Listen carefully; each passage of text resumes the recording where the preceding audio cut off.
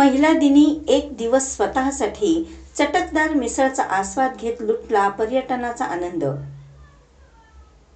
स्त्रियांना नेहमीच आपली जबाबदारी पार पाडावी लागत असते।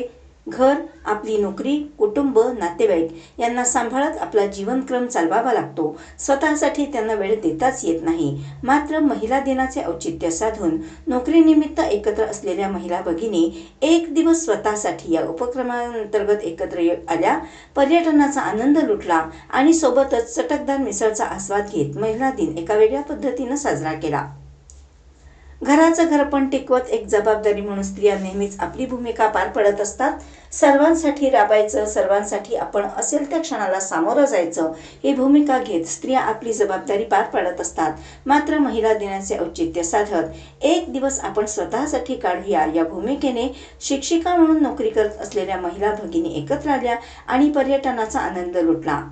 सोबतच दररोज आपण आपल्या हक्काने जेवण अथवा नाश्ता घेत असतो, मात्र आज चटकदार कोल्हापूर मिसळचा आस्वाद घेत त्यांनी महिला दिन साजरा केला।